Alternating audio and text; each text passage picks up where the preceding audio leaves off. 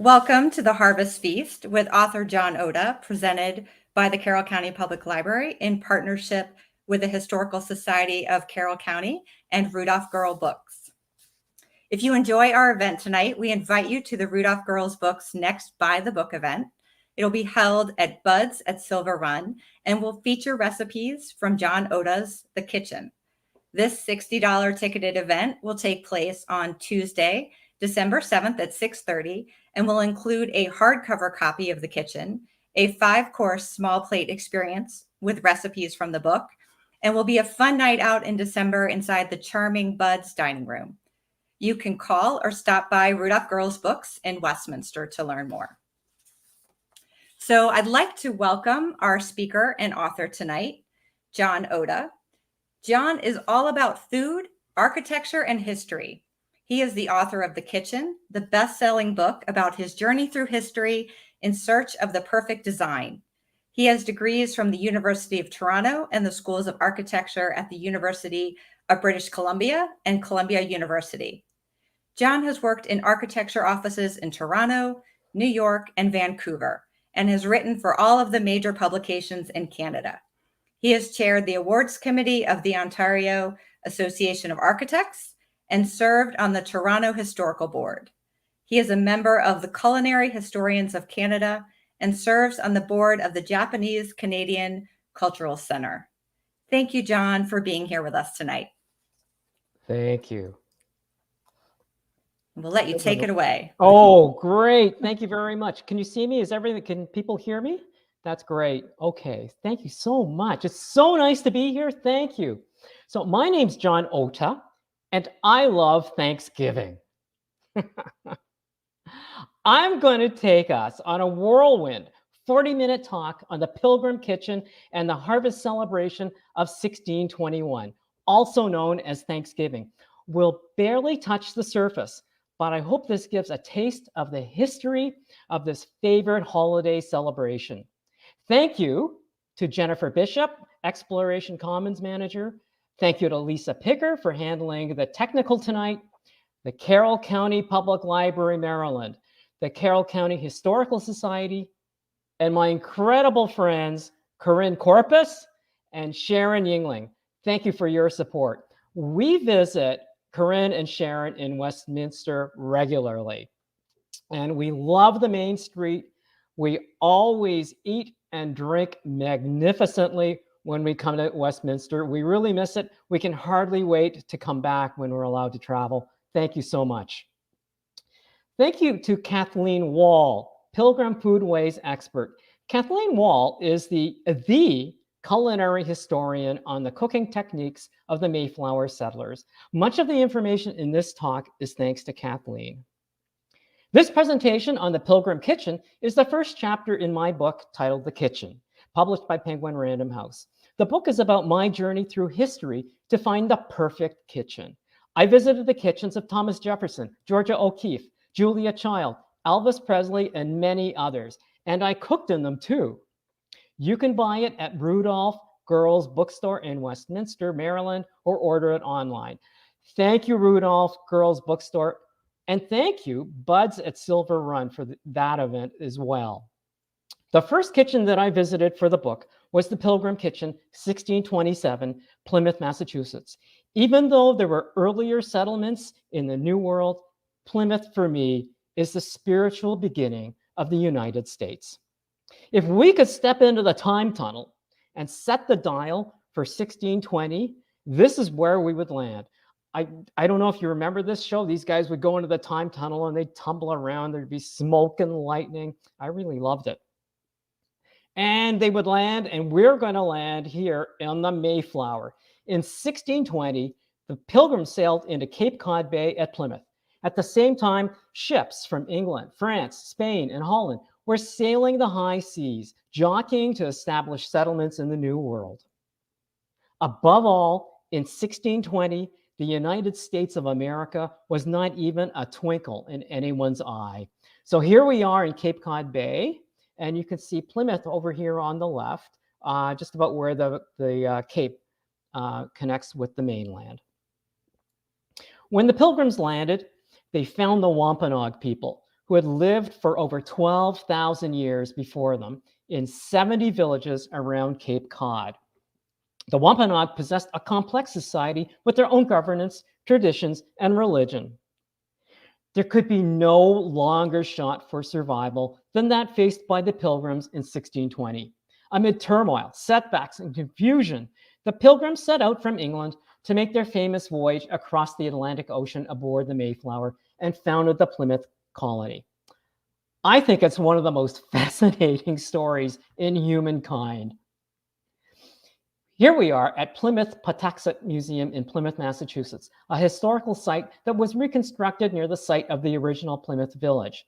Although the town's name is now Plymouth, spelled with a Y, there were no firm rules for English spelling in the early 1600s.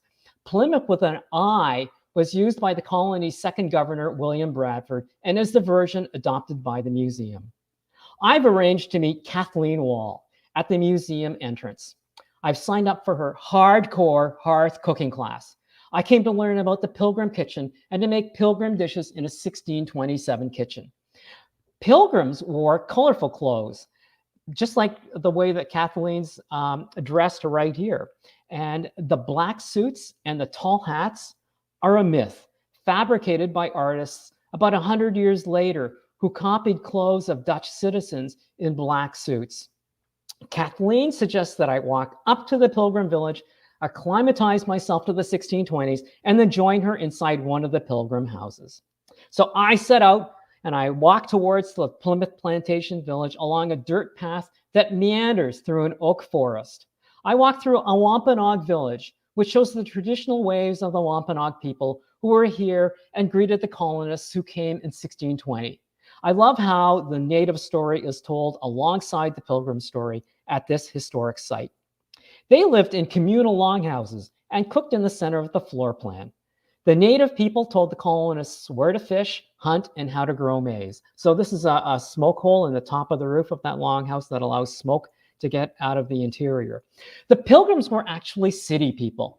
They didn't know how to hunt, fish, or farm. They all would have starved without the natives. The Wampanoag, like most Eastern Woodlands people, had a varied and extremely good diet. The forest provided chestnuts, walnuts, and beech nuts. They grew multicolored corn, and that was their staple. They grew beans, pumpkins, and squash. 80% of the Eastern Woodland diet came from agriculture. So here's some slides, some images of the Wampanoag Village. Here they are cooking. And here's a slide of some corn porridge. We'll talk a little bit more about this later in the talk. And of course, they hunted and they roasted game.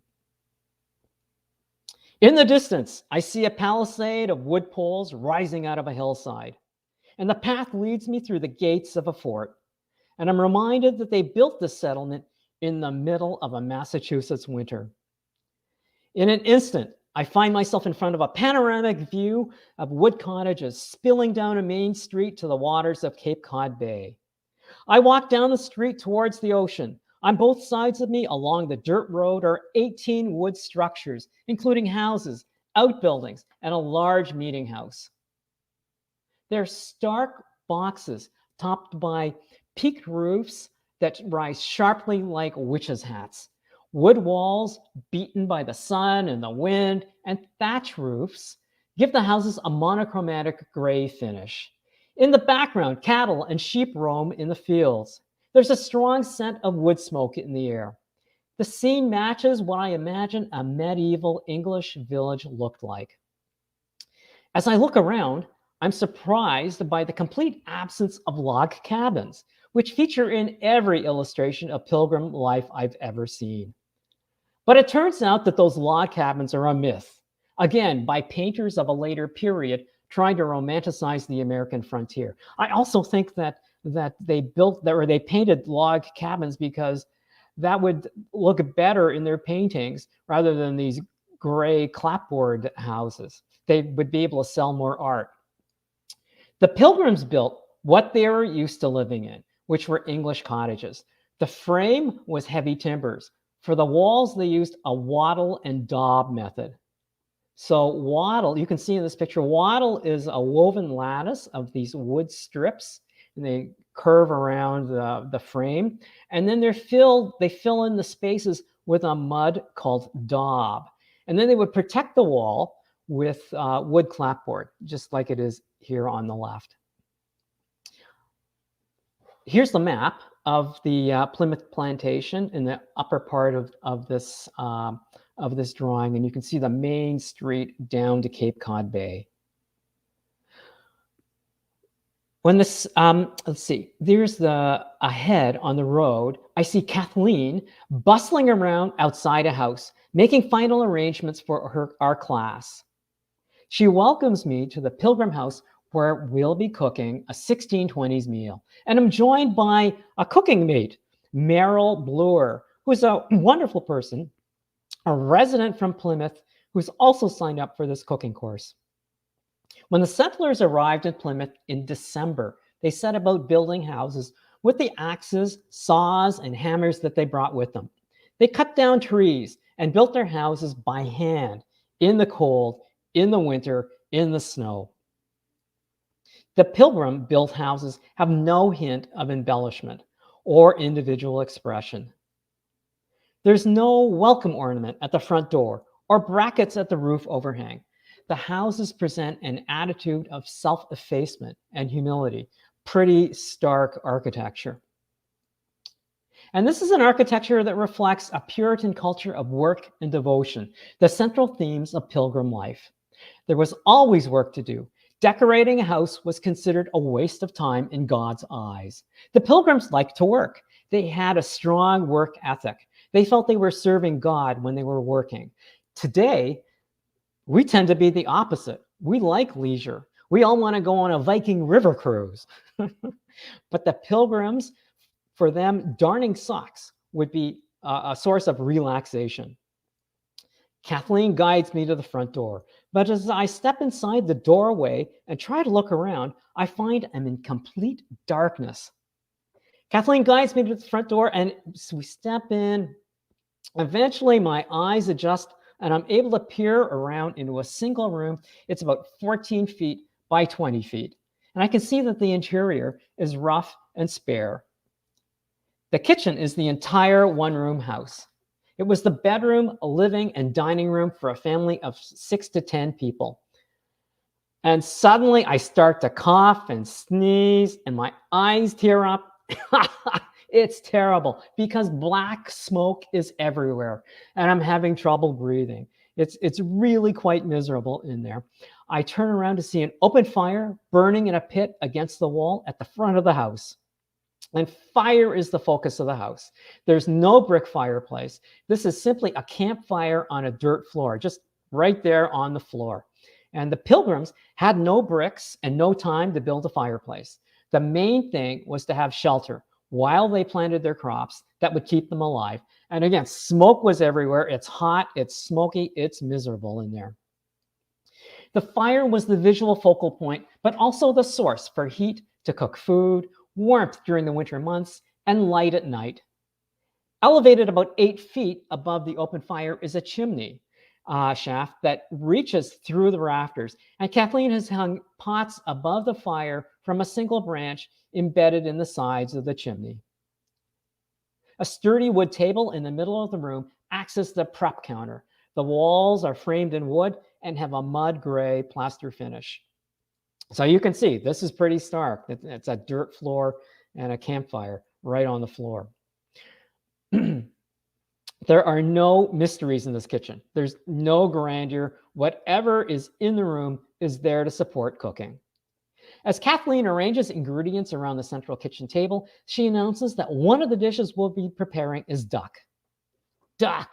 My mouth waters instantly. I love duck. I can practically taste the crispy, chewy duck skin. But then she adds that we will be boiling it. What? Boiling duck? I had pictured a sizzling duck roasting on a spit with glistening duck fat dripping down into the open fire. She says, colonists boiled everything, including geese and salads. They used the cooking liquid for soups and sauces. Okay, no problem. I'm ready to try anything. If you wanted meat on the table, you had to shoot it yourself. Waterfowl such as mallard and teal ducks and cormorants were plentiful in Cape Cod Bay, and the Pilgrims hunted them with their rifles. And you can see this gentleman walking with his long rifle. Once the men shot and gathered the ducks, it was the responsibility of the women to pluck and gut. Thank goodness I've been spared the plucking and gutting duties by Kathleen bringing an already clean duck for our cooking session. So Kathleen plops the duck into a deep pot and pours water over it until the duck is half submerged. She covers the pot and places it on a vertical hanger above the open flame. The hanger has several hooks at different levels that allow the cook to hang the vessel higher or lower to control the heat. So with this open fire stove, it's moving it up and down is the equivalent of going to your stove in your kitchen today and turning the knob high, medium, or low. It's just moving this pot up and down. So Kathleen tells me that after the liquid comes to a boil, we'll be adding vegetables to the pot. Oh, and here's a duck recipe from the 1600s from England. So to boil a duck with turnips. So take her first and put her into a pot with stewed broth. Then take parsley and sweet herbs and chop them and parboil the roots very well in another pot. Then put onto them sweet butter, cinnamon, ginger, pepper, and whole mace, and so season it with salt and serve it upon sops. So sops are pieces of bread. Eventually, that evolved into things on toast, such as hot beef sandwiches with gravy. So there's a duck recipe with butter, cinnamon, ginger. Pretty good. It's pretty good. The Pilgrims were a religious group who left their homeland in the 1600s because they wanted to practice a simpler faith than that of the Church of England. They objected to stained glass, cathedrals, and choirs. They're named after their desire to purify the church. Mayflower arrived in New England on November the 11th, 1620, after a difficult voyage that took 2 months. There were many delays, negotiations, disagreements. Originally, there were 2 ships, but one, the Springwell, sprang a leak, and they had to return to England and start again with the Mayflower alone. Actually, they had to do that twice, and they lost a whole month. Over the 2 months, they were terribly seasick, ill, and poorly nourished. Conditions on board were unsanitary. There were lots of chamber pots. They lived below deck in a cramped 5-foot-high space. So they all suffered from the cold weather, from the violent storms, and their weakened health. When they found a place to settle, they named it New Plymouth, after their last port of call at home. As they built their village, they met a Native American named Squanto, who was able to communicate with the Pilgrims in English. Squanto had been kidnapped by English explorers in 1614 and learned the language while he was a captive in London. And Squanto is the hero of the Pilgrim story. He taught them to plant corn and where to fish and where to hunt, and the Pilgrims would have not survived without him. During that first winter, many colonists fell ill with scurvy or pneumonia. Of the original 102 passengers, only 52 survived the first year in Plymouth. They lost half their numbers. Food was a continuous preoccupation for the colonists. Their daily life revolved around it. Hunting, fishing, farming, cooking. Salting and smoking and drying were used to preserve meat and fish. Vegetables were pickled in vinegar and sugar. Preparation of food would be an ongoing sunrise to sunset activity. The next task is to start preparing our quails. And here's Meryl joining us in the kitchen. I take a big step backwards when Kathleen unsheathes an enormous samurai sword and drops it with a thud on the table. On closer examination, I see it's not a sword at all, but a long steel rod with pointed ends used to skewer quails and rotate them on the fire. Kathleen unwraps a package of about a dozen quails, small birds that the Pilgrims hunted at Plymouth. Again, I'm grateful that the birds have been pre-cleaned and plucked. Kathleen proceeds to impale the quails in one long row. The skewered birds are then covered in globs of butter. Then the rod is placed on 2 steel brackets over the low flame. Kathleen bends down to place a long dish under the birds to catch the drippings, which she'll use to baste the birds. And she tells me that the Pilgrims brought butter with them on the Mayflower. It was a staple in the 17th century, she says. Sailors were allotted 1 pound of butter or 1 pound of cheese per day. Here's a recipe for roasting quail. So to roast a quail, let his legs be broken and knit one within another, and so roast him. 1594, Good Housewives, handmade in the kitchen. These recipes are courtesy of Kathleen Wall. But maize or corn became a staple for the Pilgrims, and they baked it into bread and cakes. The corn that grew was made up of multicolored kernels of red, yellow, and black on the same ear. The corn was dried and then ground into flour. The Wampanoag ground it between stones and made a bread that they laid directly in the fire as a method of baking. The Pilgrim women made their own version by boiling the corn down and then pounding the corn and placing it on the floor of an outdoor communal oven to make a chewy flatbread. First, they'd build a fire in the oven to heat the chamber. When the oven was hot enough, they would remove the logs. So here's a picture of those of that oven with the logs burning. They would, once they got hot enough, they take those logs out, it burned down, and then they would plug the hole and plug the opening, and the bread baked from the heat given off by the hot walls. Here's an example of that corn flatbread that the Pilgrims made and that they ate. And here's a recipe for hasty pudding. So this is like a corn porridge.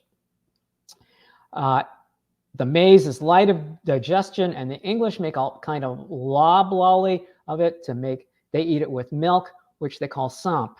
And they beat it with a mortar and sift the flour out of it. The remainder they call hominy, which they put in a pot of 2 or 3 gallons with water and boil it upon a gentle fire till it be like hasty pudding. They put of this into milk and so eat it. 1672. Quite fascinating English language, the way a cookbook would be written in 1672.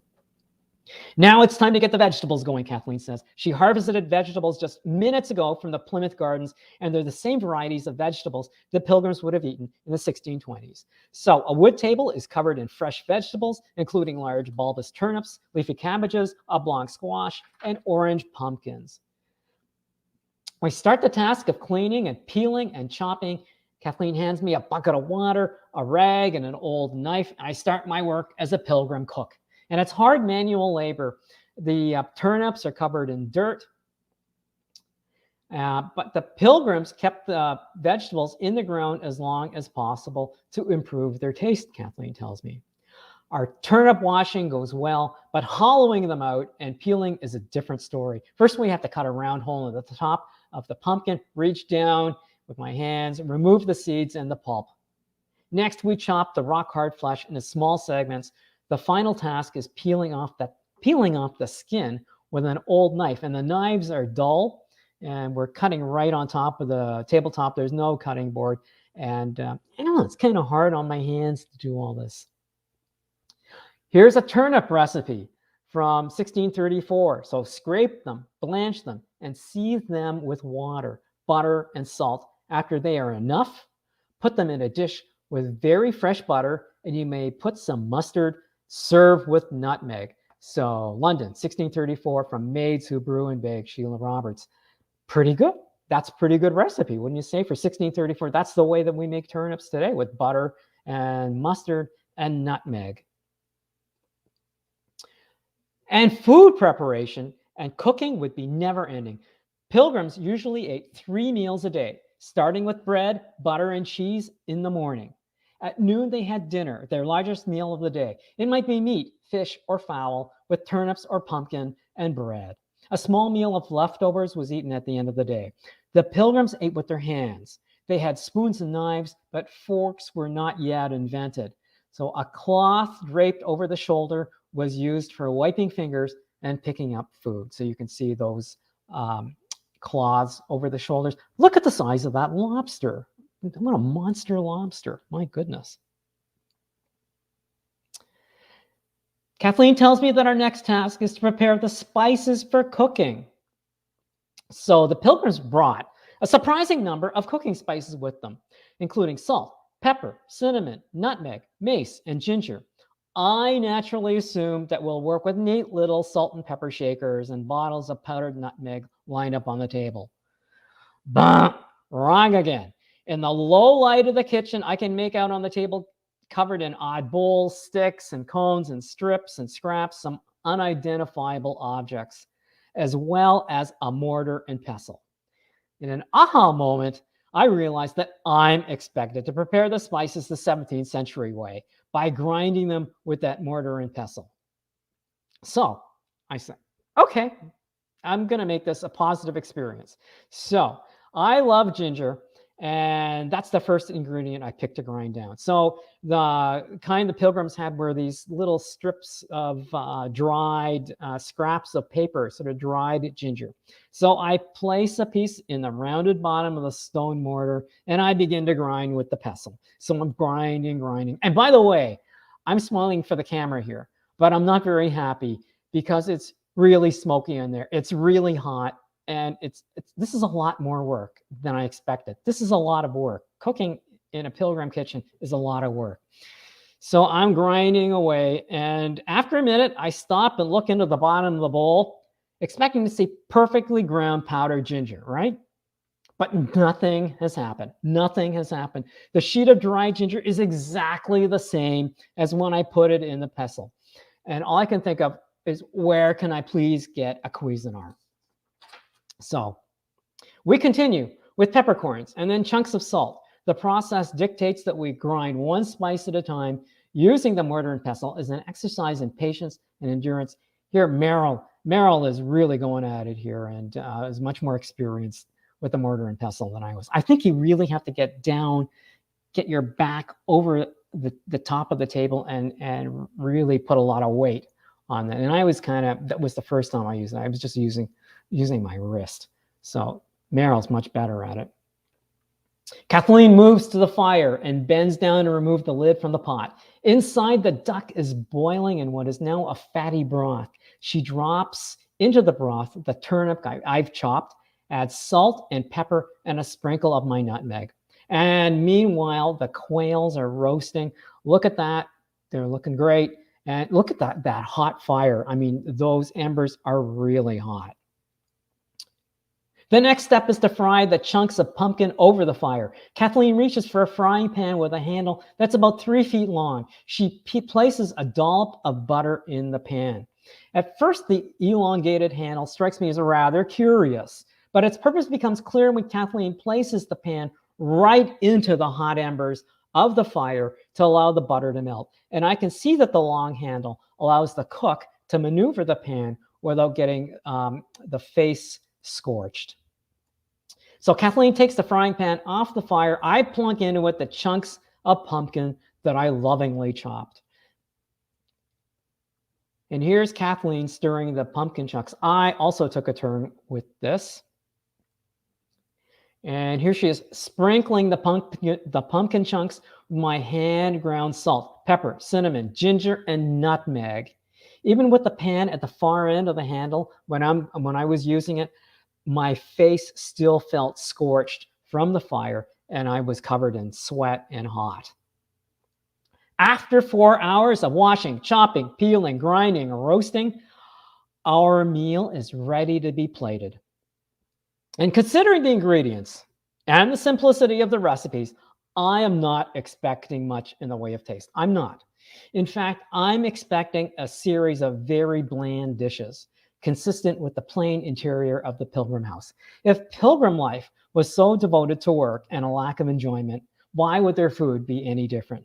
So I'm expecting bland, bland, bland. But as Kathleen removes the lid off the pot, the aroma of the cooked duck is surprisingly enticing. Kathleen slices off pieces from the breast and the thigh and places the steaming meat on my plate. She surrounds the duck with chunks of turnip and ladles on the broth that glistens with pearls of duck fat. The first morsel of meat proves all my preconceptions Completely wrong. I'm in shock. The duck, braised to a melting tenderness, is delicious. The broth has thickened perfectly, and the salt, pepper, and nutmeg have transformed the dish into a delectable stew. Even the turnips, al dente and infused with duck fat, are exquisite. Now I'm anxious to try the roasted quail that's been dripping buttery fat from the spit and turned a deep golden brown.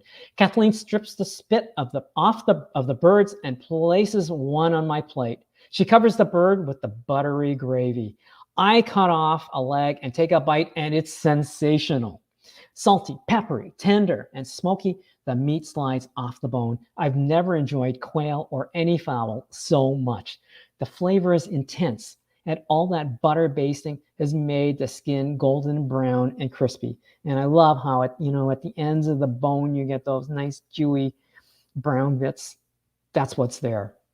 But the biggest surprise is the pumpkin. I've tasted pumpkin pie, but I have no other experience with eating pumpkin. So these beautifully caramelized cubes of orange goodness turn out to be as flavorful as they look. Fried, crunchy crust on the outside, and soft, pillowy flesh on the inside. The cinnamon, nutmeg, ginger, salt, and pepper release a pumpkin party in my mouth. Here's that sauce from the drippings from the quail. And here's the quail with the drippings on top, that gravy on top, and the pumpkin underneath. The key is fresh. Fresh duck, fresh quail, and fresh vegetables just pulled out of the ground. As we devour our dinner, Kathleen shares with me her intimate knowledge of Thanksgiving that she has gained as a culinary historian at Plymouth. By the fall of 1621, 400 years ago to this time, the Pilgrims had built 7 houses, a meeting hall, and 3 storehouses for food and other supplies. After barely surviving that first winter, they had much to be thankful for, not the least the natives, without whose generosity in sharing knowledge and resources they would have starved to death. Kathleen tells me that the Pilgrims and the natives did not necessarily love each other, as is sometimes portrayed in popular culture. In fact, they did not even like each other. However, they needed each other to survive, and they cooperated as allies. The Wampanoag were able to fight off neighboring enemies with the help of the Pilgrims, while the Pilgrims needed the natives for their knowledge of hunting, fishing, and agriculture. Thanks to Squanto and the natives, in 1621, the harvest was a good harvest. It was the first time they had grown maize. Governor William Bradford hosted a celebratory feast. They were joined by Massasoit, chief of the Wampanoag, and 90 of his men. So there were 50 Pilgrims and 90 Wampanoag coming together and eating together. The story of the harvest celebration is about 2 very different communities that came together, invested in each other, and became stronger through a combined effort. Massasoit, the Wampanoag leader, sent his men out to bring back 5 deer, which he gave to the Pilgrims and which was a huge contribution to the feast. For the English, this was fabulous. Most people in England at the time ate poorly. They ate bread, fish, and scraps. Eating deer or venison was an elite tradition in England and was only eaten by royalty, nobles, and the extremely wealthy. Deer and other animals in the forests were owned by the king. Hunting the king's deer would result in severe fines or even death. So for the English, deer was a complete luxury to eat. There was no butcher shop in the 1600s to go buy deer. So this was an incredible meeting of the Pilgrims and the Wampanoag. They were ready to celebrate. The Pilgrims had been through so much misery, losing half of their numbers. The Wampanoag had been struck with disease that tragically killed entire villages. So both groups had been through horrific times. They celebrated for 3 days. That's a lot of celebration. Today we have one big dinner, watch some NFL football, and then we go home. They had 3 days of meals. Over the 3 days, they ate, talked, smoked, had competitions and games, and showed off their weaponry. And as you know, when men get together, That's what they're prone to do. It doesn't matter who they are or what century they're living in. That's what guys do. So what did they eat? Well, we really do not know for sure what they ate. But there are some written passages from Bradford. We know what they did not eat. No Starbucks pumpkin spiced lattes. But these lattes are genuine in that they used pumpkin, ginger, cinnamon, and nutmeg flavors in the same way the Pilgrims made their fried pumpkin. So no pumpkin spiced lattes. No mashed potatoes. White potatoes originating in South America and sweet potatoes from the Caribbean had yet to infiltrate North America. No pumpkin pie. The colonists did not have wheat flour to make crusts for pies. This dessert did not show up on Thanksgiving tables until the early 1800s. No sweet potatoes with marshmallows. In 1917, the Angelus Marshmallows Company distributed a recipe book that taught Americans how they might use marshmallows. So the first marshmallows were actually a luxury item. Marshmallows became more affordable after gelatin was substituted for marshmallow root. And no green bean casserole. Green bean casserole was invented in 1955 by the Campbell's Soup Company as a way to market cream of mushroom soup. So we know what they might have eaten. So cranberries, not the sauce though. And there were other berries available as well. Indigenous people had long eaten the berries. Beer. So this is controversial. If there was beer, some people say there was beer. If there was beer, there were only a few gallons for 150 people for 3 days. Kathleen thinks that they mostly drank water. And turkey. Yes, turkey. But turkey was not the centerpiece. Turkeys in Plymouth area were plentiful and big, but they were not the only bird on the table. They also had ducks, geese, quails, passenger pigeons, and even swan could have been there. So the colonists, as I said before, boiled everything. They might even have boiled the first Thanksgiving turkey too. But there were also lots of different fish, cod, eels, and shellfish. But according to Bradford's journals, turkey was not the main event, deer was. And though meat came from the Wampanoag, the Pilgrims loved to eat meat. So for these meals, there was meat, and more meat. They must have loved it. And here's a deer or beef recipe from 1661. Take a buttock of beef, cut it long ways with the grain, beat it well with a rolling pin, then broil it through with lard, and then lay in some white wine vinegar, pepper, salt, cloves, mace, and bay leaves. Let it lie 3 or 4 days. So they're marinating it. They're marinating the deer. Then bake it in rye paste, and when it is cold, fill it with butter. After a fortnight, it will be eaten. So 1661, William Ravenshaw, the whole body of cookery dissected. Oh, here we go. This is, since we're talking about food, I just have to mention a pilgrim named Edward Winslow, who I've really come to admire. So Edward Winslow was one of the most important and perhaps the least remembered pilgrims. Without Winslow, Plymouth might not have survived. Winslow played a critical role, becoming friends with the Wampanoag people. He was highly educated. He was sensitive to the native people and a natural diplomat. He was interested in learning more about the Wampanoag and their beliefs and customs. So he visited their village. He stayed with them. He observed their life, understood their culture, tried to learn the language, and recorded his experiences like an anthropologist.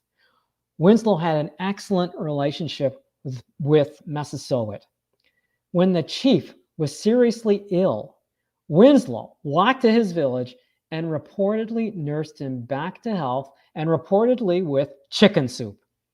Yes, even in the 1620s, chicken soup was a cure. The real mover and shaker of Thanksgiving was Sarah Josepha Hale, editor of the popular women's magazine, Godey's Ladies Book, a real trendsetter in the home. She was the Martha Stewart of her time. Hale was a leading voice in making Thanksgiving an annual event. Beginning in 1827, Hale petitioned 13 presidents. 13 presidents, the last of whom was Abraham Lincoln. In 1861, with the outbreak of the Civil War, Sarah became even more determined that a national day of Thanksgiving would unite the country. She wrote, "Putting aside the sectional feelings, would it not be more noble, more truly American, to become nationally in unity when we offer to God our tribute of joy and gratitude for the blessings of the year?" In September 1863, Sarah Josepha Hale wrote to Abraham Lincoln. 5 days later, in response to that letter, the president proclaimed Thanksgiving a national holiday. Throughout her campaign, Hale printed Thanksgiving recipes and menus in Godey's Ladies' Book, and she also wrote cookbooks. And as Kathleen says, she's really planting the idea in the heads of women that this is something they should want to do. So when the day comes when Thanksgiving is actually proclaimed, they know what to do. And there's a whole body of women who are ready for it, and they know what to do for Thanksgiving. So this is such a funny Thanksgiving card. I love this because look at the size of that turkey. He's like a raptor dinosaur. If I was one of those kids, I'd turn around and run. But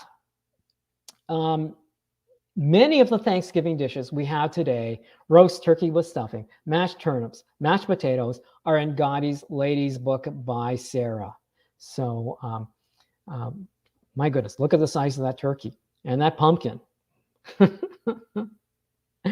So 3 cheers for Sarah Josepha Hale. 3 cheers for Thanksgiving.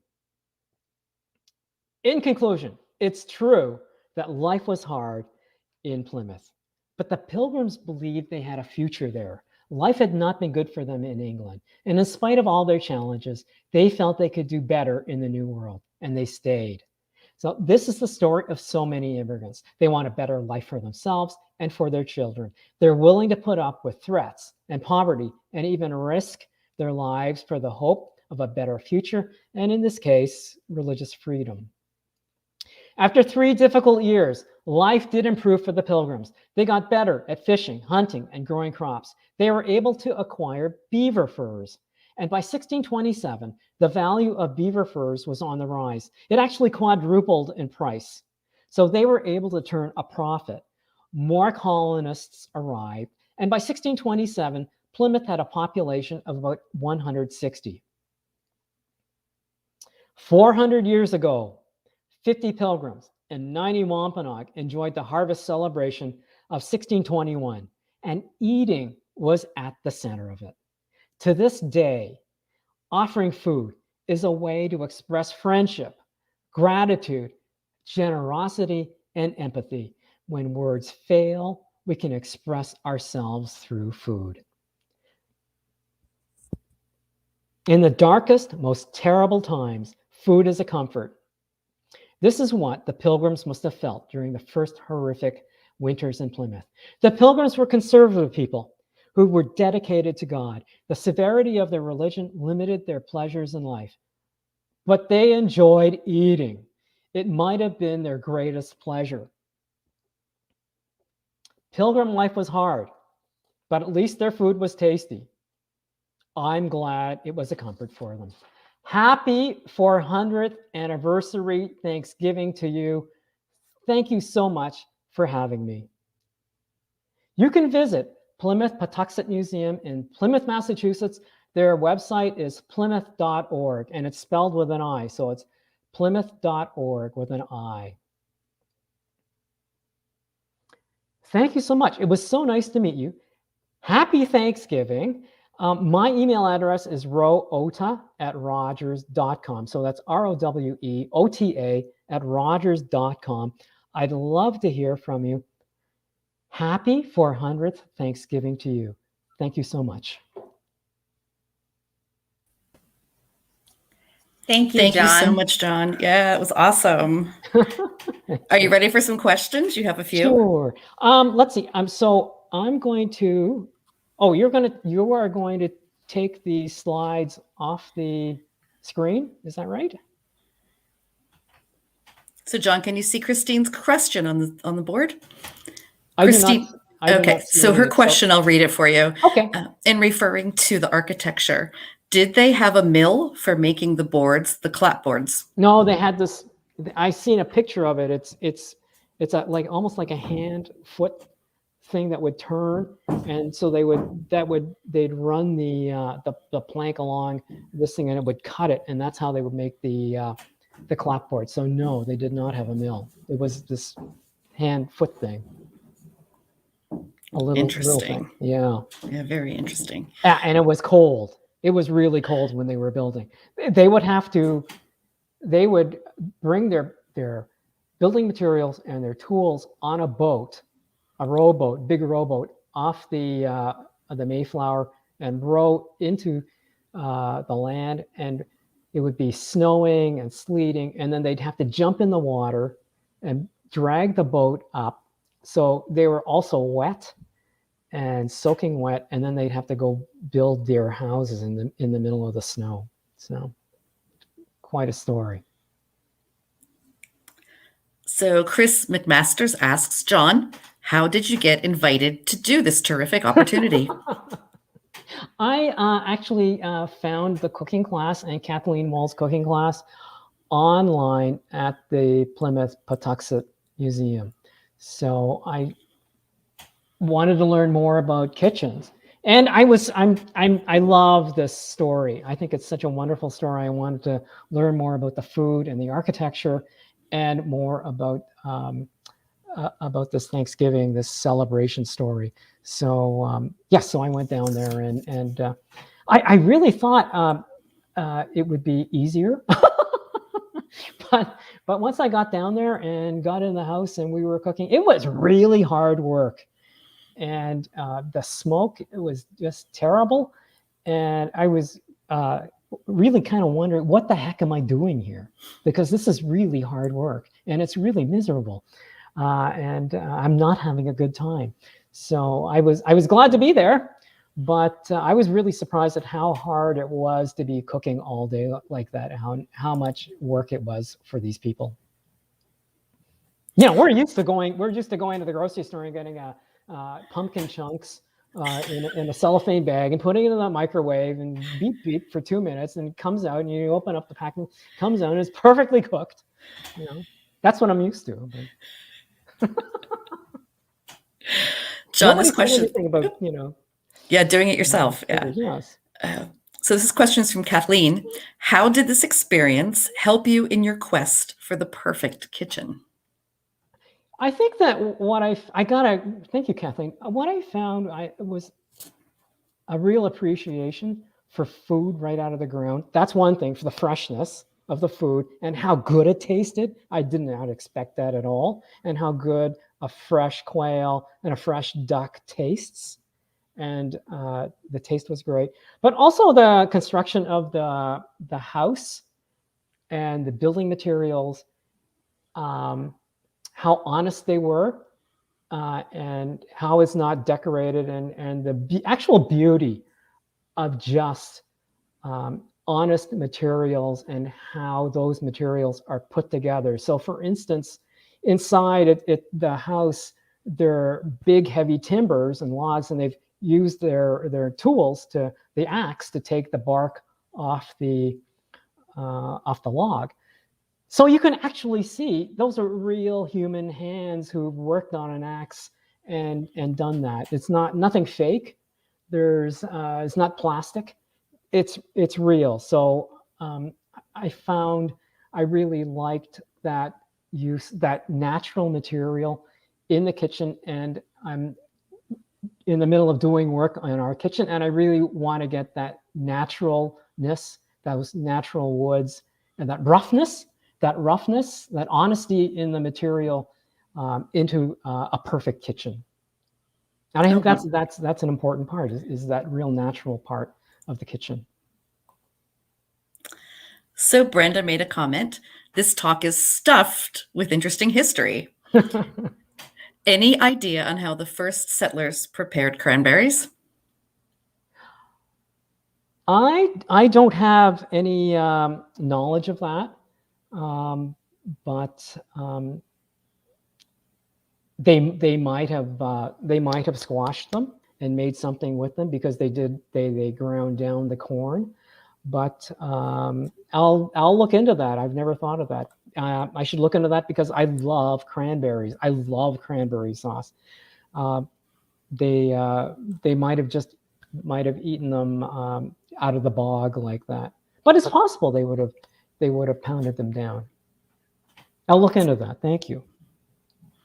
Chris asks, was the meal with the Native Americans repeated every year or more often? Less often?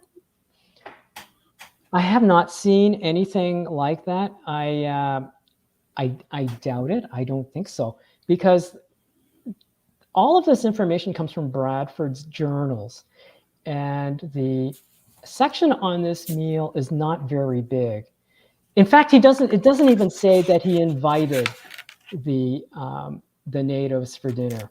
It does say that they were having this dinner and 90 Wampanoag attended. So it might be conjecture to say that he invited the natives, but nevertheless, the natives and the Pilgrims ate together. I've never heard of anything in his journal saying that they repeated this. Interesting. Yeah. So the next question is, how did Squanto get back from London? Oh, he managed. I read about this. He managed to get his freedom, but then he managed to get on a boat and go to Newfoundland first. So he had to get across the ocean. And then he just made his way down the coast. And terribly, when he came to his village, Patuxent, it had been wiped out by disease. So it was very sad for him.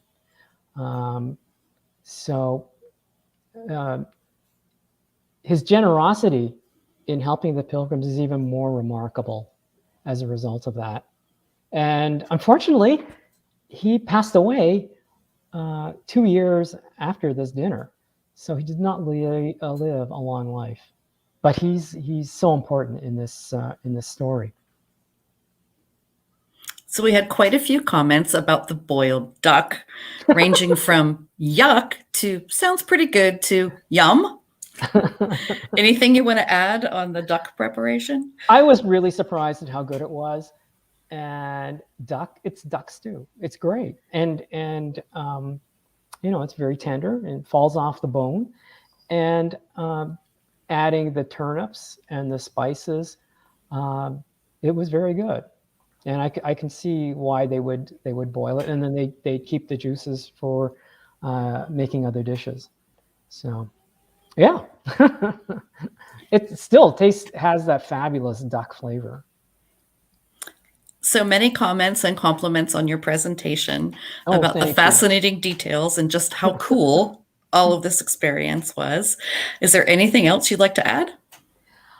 The only thing I would add is I really love this story and this holiday. And it's really to me, it's about alliance and abundance and coming together. And part of it is, I think it's a success story. So a lot of negative things happened for the Wampanoag after this situation. And many people from England came, and they were dispossessed of their land for sure. But for this situation that they were in, both groups had gone through horrible times, and it's really, to me, it's a success story, and it's a survival story. And I think, to me, that's the most attractive aspect of this holiday and of this feast. That's all the questions from our group tonight. Jen, I'll turn it back over to you to finish up. So, John, I just want to say thank you for sharing your experiences with us. It's been amazing, and it's nice to walk through everything you shared tonight from your perspective and kind of take us to a different time and place. So thank you again for that. And I also want to thank our partners, the Historical Society of Carroll County and Rudolph Girls Books. And I just want to plug one more time that if you enjoyed tonight's talk with John, definitely check out Rudolph Girls' next Buy the Book event. Again, the information's on the screen. You can contact them for tickets or more information, but definitely a way to extend the experience and taste some of the amazing dishes that John described tonight. So I just want to say thank you, and thank everyone for joining us. Yes, and, thank you. We look forward to hopefully having you back another time and talking more food and kitchens with you. I'll see you in Westminster. We would love that. Thank Great. you. Okay, thank you. Thank you. Good night, everyone. Good night.